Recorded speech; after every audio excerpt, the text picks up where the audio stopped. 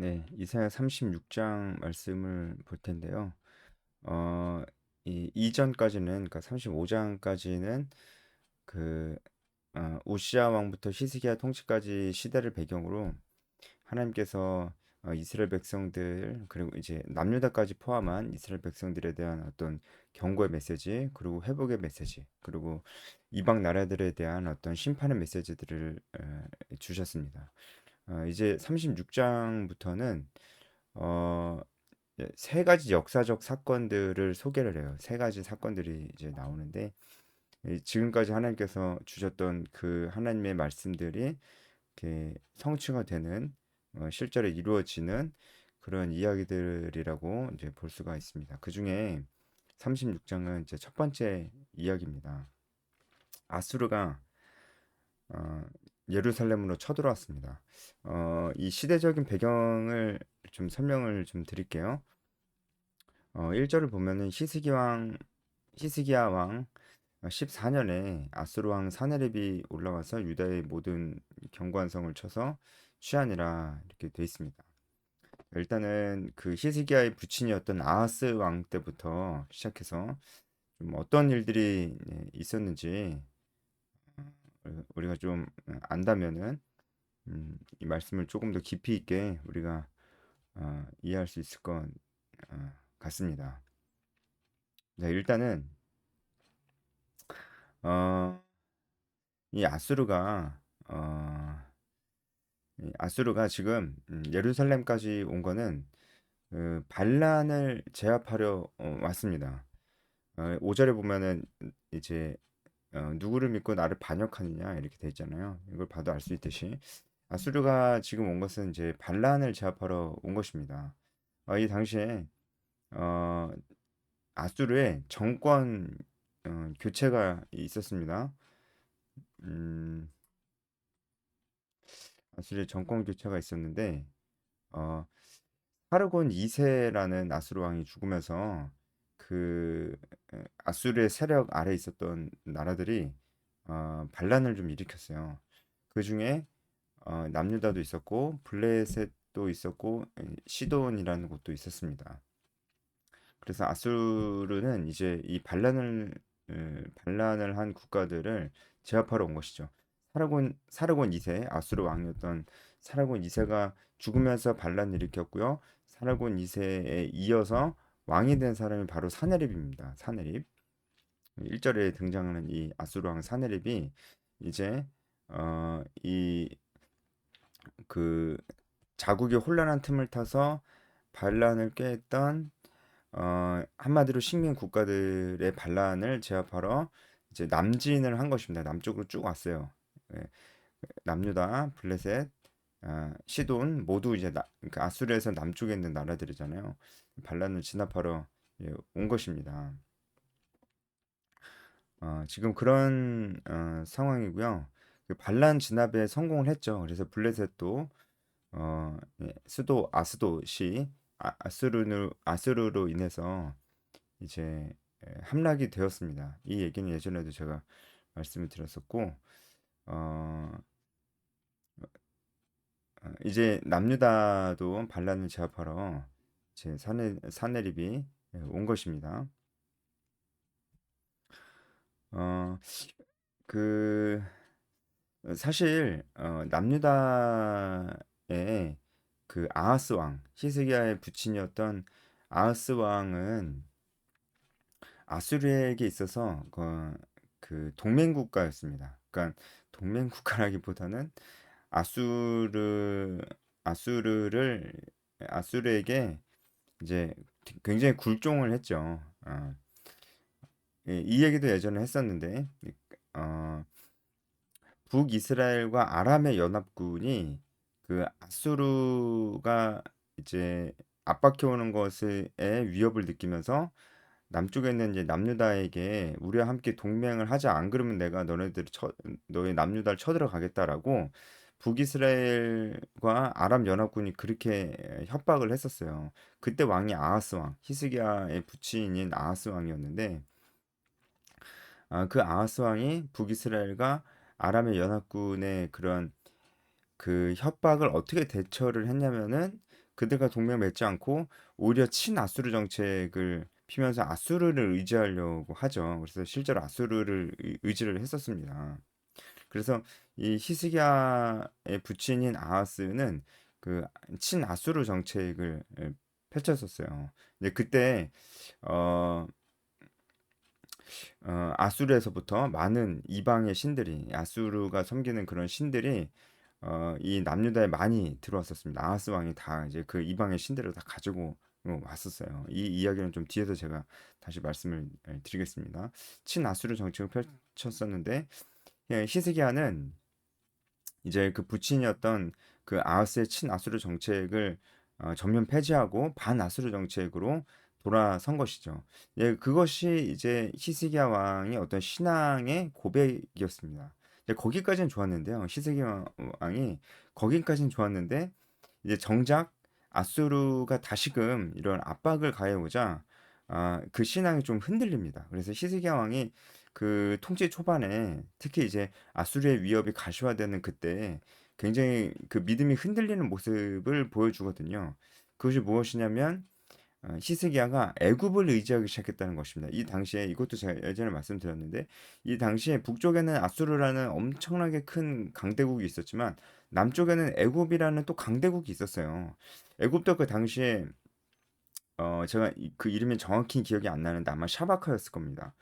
그 구스 왕조가 다시금 그 통일을 하고 그 왕조를 굉장히 굳건하게 하면서 그 북쪽으로부터 남진해오는 아수르를 굉장히 견제합니다.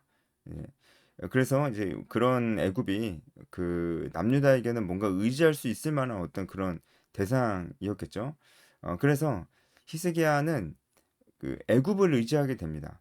여러분 뭐 오해해서는 안 되는 것이 이런 국제 정세 속에서 그 어떤 그 나라와 그 전략적 동맹 관계를 맺는 것 자체를 성경이 그렇게 하지 말라 그렇게 얘기하는 건 아닙니다. 동맹 관계 맺는 것 자체 그러니까 그런 강대국에 어떻게 보면 쉽게 말하면 애굽이란 강대국에 붙는 거죠. 이거 자체가 잘못됐다고 얘기하는 건 아니에요. 다만 어, 애굽의 애굽을 의지하려고 하는 그 마음의 심리의 그 마음의 상태가 이 당시에서는 그 하나님을 의지하는 것보다 다른 것을 의지하려고 하는 그 마음에서 애굽을 의지하려고 했기 때문에 그것이 잘못됐다는 것이죠. 그래서 선지자가 계속해서 애굽을 의지하지 말고 하나님을 의지하라고 계속해서 얘기를 합니다.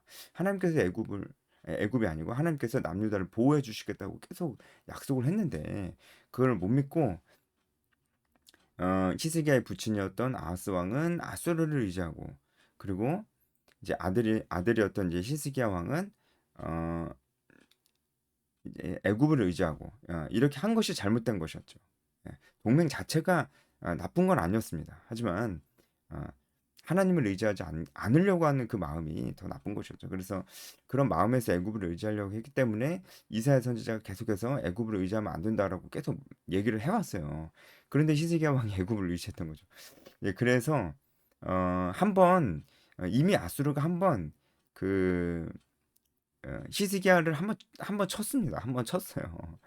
한번 쳐서 그때 히스기야가 겨우겨우 그 성전에 있는 것도 그 보물들 다 내주면서 아수르가 한번 물러간 적이 있었어요. 어, 그런데 그 이후에 이제 히스기야가 애굽을 의지하고 있다는 얘기를 듣고 지금 2차 침공을 하고 있는 상황입니다. 이사야서 36장은 아수르의 2차 침공 상황입니다. 그 1차 침공 이야기는 이제 열왕기서에 나와 있죠. 그 이야기들은 지금 이사야서에는 생략이 돼 있는 거예요. 어, 그러니까 우리가 좀 이 상황을 히스기야 입장에서 좀 생각을 해본다면은 굉장히 지금 굉장히 절박한 상황입니다. 벌써 1차 침공 때 뭐 그 아수르에게 다 내줬거든요. 뭐 성전에 있는 것까지 막 다 긁어가지고 다 내줬어요. 근데 두 번째로 침공해서 온 거잖아요. 그러니까 이제 더 내줄 것도 없고 싸울 수도 없고 굉장히 절박한 상황이란 거 좀 알아야 됩니다. 그리고 여기 1절에 유다의 모든 경관성을 다 쳐서 취했다고 이렇게 나와 있잖아요. 그러니까 예루살렘밖에 안 남아 있는 그런 상황이었어요. 그 주변에 뭐 블레셋이나 뭐 아람이나 전부 다 이미 아수르에게 멸망을 당한 그런 상황이었고요.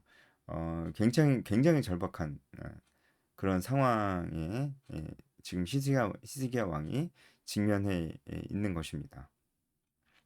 2절 아수르 왕이 라기스에서부터 랍사게를 예루살렘으로 보내되 대군을 거느리고 히스기야 왕에게로 가게 하며 그가 윗못 수도격 곁 세탁자의 밭 큰 길에 섬에 나와 있는데요.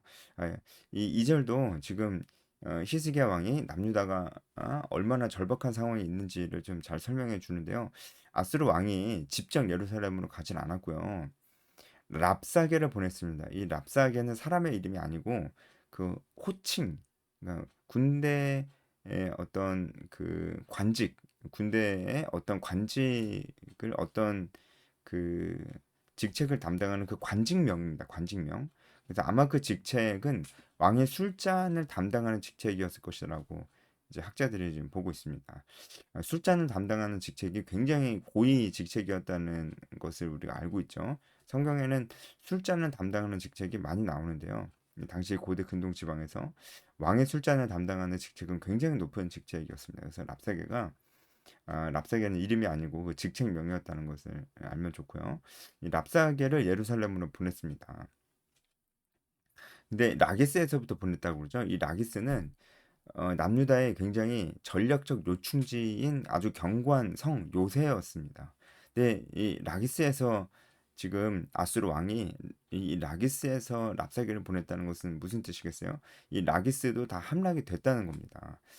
그러니까 지금 이게 히스기야 남유다가 처해 있는 아주 절박한 상황을 또 얘기해 주는 거죠. 이 군사적 요충지인 예루살렘에서 가장 가까운 군사적 요충지인 라기스마저 함락이 돼 버린 그런 상황인 거죠. 그리고 또 한 가지 이제 좀 절박한 상황이 또 있는데 이 라기스는 그냥 전략적 요충지요 요새뿐만이 아니고 또 한 가지 의미가 있었어요. 뭐냐면 지금 히스기야가 애굽을 계속 의지하고 있었잖아요. 그런데 이 라기스는 애굽의 어떤 원조를 받으려면 반드시 사수해야 될 그런 곳이기도 했습니다. 왜냐면은 이제 애굽으로 가는 그런 길목이 있었거든요. 그래서 애굽에 가서 도움을 요청하거나 아, 네, 애굽에게 도움을 받거나 이러려면은 반드시 이 라기스는 살아 있어야 됐거든요. 그런데 이 라기스가 무너졌다는 것은 이제 애굽의 도움도 받기가 굉장히 힘들어진 상황이 되었다라고 하는 것입니다. 이제 히스기야 남유다의 절박한 상황이 여기서 끝나지는 않습니다.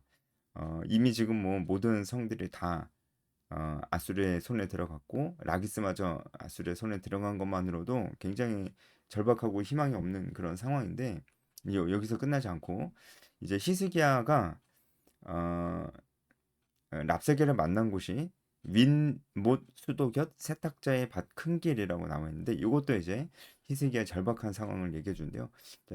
이것은 뭐냐면 이 히브리어로 다시 이제 직역을 하면은 세탁하는 사람들의 들판의 큰 길에 있는 윗 저수지의 수도관 곁. 자, 이거 뭐 다 이해할 필요는 없고요. 자, 이건 뭐냐면은 히스기야가 지금 예루살렘이 분명히 포위될 것이다라는 것을 예측을 하고 포위되면은 뭐가 중요해요? 이제 그 계속해서 식량과 특히 이제 식수를 조달하는 것이 이제 중요하잖아요. 한번 포위하면 이 당시에는 뭐 하루 이틀이 아니고 몇 년씩 포위를 해서 씨를 말려서 죽였거든요. 그렇기 때문에 먹을 것과 식수를 계속해서 공급받는 것이 중요하기 때문에 지금 히스기야가 그 예루살렘 성이 포위가 될 것을 예측을 하고 식수를 확보하려고 지금 민못 수도격 세탁자의 큰 길에 서 있는 겁니다. 자, 예, 그 여기는 예루살렘 외곽 골짜기에 흐르는 이제 물을 저장해 두는 그런 곳인데 거기서부터 이제 지하 수도관을 통해서 예루살렘 성내로 성 안까지 이제 그 식수를 이제 조달하려고 하는 그런 어, 대공사를 했었어요. 이제 히스기야 지금 거긴 있는 겁니다. 거기 있는데 지금 랍사게가 거기로 온 거예요. 근데 거기는 들키면 안 되는 곳이거든요. 거기 들키면은 이제 뭐 거기 그 장소가 그 예루살렘의 유일한 식수를 공급하는 그 공급원이란 그 수도관이란 걸 알면은 뭐 아수르가 가만히 있겠어요? 다 이제 망가뜨리겠죠? 그러면은 포위당하면 끝장인 거예요. 먹을 물이 없으니까. 근데 이제 랍사게가 거기로 온 거예요. 야, 우리 다 알고 있다. 너네 뭐 그런 거 열심히 지금 대비하고 있는데 너네 다 소용없어. 너네 포위당하면 그냥 끝장이야. 이런 것을 지금 다 알 수 있는 그런 상황이죠. 그냥 랍사게가 이 세탁자의 밭 큰 길에 왔다는 것 자체만으로도 히스기야는 우리는 이제 끝났구나. 우린 더 이상 소망이 없구나. 이런 생각을 아주 쉽게 할 수 있는 그런 상황이었습니다. 이런 상황에서 이제 히스기야가 엘리야김과 셈나와 요아를 보내죠. 이 세 사람들은 다 어떤 직책이 있는 사람들인데요. 어, 어, 이 무관들은 아니고 다 문관들이었습니다. 그러니까 장군들은 아니고 다 이제 문관들 아시죠? 문관들이었어요. 어쨌든 이제 랍사게에게 보냈어요. 랍사게가 이제 이 사람들한테 얘기를 하는 내용들이 4절부터 쭉 나와 있는데요. 굉장히 기세등등한 이야기들이 있습니다. 4절 보면 랍사게가 그들에게 이르되 이제 히스기야에게 말하라. 대왕 아수르 왕이 이같이 말씀하시기를 내가 믿는 바 그 믿는 것이 무슨 소용이 있느냐. 자, 여기서 보면은 벌써 이 랍사게가 굉장히 어떤 나라와 나라로서의 예의를 갖추지 않고 이미 너는 끝났다. 너는 내가 어? 지금 이렇게 싸우려고 온 게 아니고 내가 지금 우리가 너네 접수하러 온 거야. 라는 태도를 이미 보이고 있습니다. 그러니까 항복하면은 목숨을 살려드릴게. 뭐 이런 태도인 거죠. 왜냐면은 히스기야 왕한테는 왕이라는 호칭도 안 붙여요. 대신에 아수르 왕은 대왕이라고 하잖아요. 그러니까 이미 너네 끝났다 이런 얘기를 하고 는 거고요. 그러니까 너네 믿는 것이 무엇이냐 이런 식으로 이제 얘기를 하는데 이 당시에 이 전쟁에서는 고대 근동 지방의 전쟁에서는 나라와 나라와의 싸움이기도 했지만 신과 신과의 싸움이기도 했습니다. 그래서 A라는 나라가 B라는 나라한테 이기면 A라는 나라가 섬기는 신이 B라는 나라가 섬기는 신보다 더 위대한 거예요. 그래서 그 믿는 것이 무엇이냐? 너네가 그 의지하는 거 다 소용없다. 우리 아수르가 지금 다 점령하고 있기 때문에 아수르 왕의 신이 가장 짱이다. 짱이다. 이렇게 얘기를 하고 있는 겁니다. 5절 내가 말하노니 내가 좋게 싸울 계략과 용맹이 있노라 함은 입술에 붙은 말뿐이니라. 내가 이제 누구를 믿고 반역을 하느냐. 그래서 반역하느냐라고 이렇게 나와 있는데 실제로 지금 남유다는 반역을 하고 있는 겁니다. 어, 왜냐면은 히스기야의 부친이었던 아하스 왕이 제가 앞서 말씀드렸죠. 친아수르 정책을 하면서 이제 그 당시의 왕은 이제 사네립이 아니었고 빌레셀이라는 그 아수르 왕이었는데 이 디글라필레셀을 아하스가 만났어요. 만나서 언약을 맺었어요. 무슨 언약이겠어요? 그것은 이제 우리가 아수르를 섬기겠습니다라는 그런 언약을 히스기야의 부친인 아하스 왕이 맺었어요. 그 언약을 맺고 아하스가 아수르에 있는 모든 우상과 어떤 제단과 그런 것들을 다 가지고 예루살렘으로 가지고 와서 그것을 만들었어요. 이 말씀이 열왕기 하 16장에 있습니다. 어, 아하스가 왜 아수르가 섬기는 신들을 다 가지고 왔는지도 알겠죠. 이제 그 신들이 전쟁에서 이기게 해준 신들이니까 그걸 다 가지고 온 거예요. 근데 히스기야가 통치 초반에 그 부친이었던 아하스가 가지고 왔던 모든 아수르의 그런 그 우상들을 다, 다 싹 쓸어버립니다. 다 싹 쓸어버려요. 다만 이제 히스기야의 믿음이 흔들렸던 것은 그 이후에 아마도 1차 침공 때 아수르의 1차 침공 때 너무나 두려워서 그 후에 애굽을 의지하게 되면서 이제 그 히스기야의 믿음이 좀 흔들렸었던 것 같습니다. 예, 그래서 반역하느냐는 그런 뜻이고요. 보라, 내가 애굽을 믿는도다. 그것은 상한 갈대 지팡이와 같은 것이라. 이제 이렇게 비유하는 것은 뭐냐면, 이제 지팡이는 누가 짚나요? 이제 굉장히 연약한 사람이 지팡이를 짚잖아요. 그 연약한 사람이 바로 너네 남유다 예루살렘 너네다. 너네가 지금 지팡이라도 집으려고 하는데 그 지팡이도 좀 집으려면 좀 제대로 집어라. 그 지팡이도 지금 상한 지팡이다. 상한 지팡이. 이렇게 얘기를 하고 있는 거야. 그 상한 지팡이가 뭐예요? 애굽이에요. 네, 애굽 그 별거 아니다. 라고 지금 얘기를 하고 있는 거죠. 근데 이 말이 사실이에요. 실제로도 역사적으로도 어, 그 애굽이 결국은 아수르에게 굴복을 하거든요. 어, 애굽이 블레셋을 치려고 한 아수르에 대항한 한 적도 한번 있었는데, 근데 결국은 이제 어, 아수르한테 집니다. 아수르한테 져요. 음, 그래서 그 아수르 입장에서는 애굽이 상한 갈대 같은 지팡이 맞습니다. 특히 여기서 상한 갈대라는 것은 이제 갈대는 지팡이로 쓸만한 재료가 아니잖아요. 속이 비어 있고, 그렇죠? 이제 겉으로 보기에는 뭐 괜찮아 보이지만 속은 비어 있는 의지할 만한 존재가 아니다라고 하는 거죠. 이제 뭐 납작이가 맞는 말 하는 거예요. 맞는 말이에요. 이게 현실이에요. 맞는 거예요. 그리고 상한 갈대라는 것은 이게 그 상했다는 것은 깨졌다는 거예요. 이 히브리어로 보면 깨진 갈대라고 하는 거예요.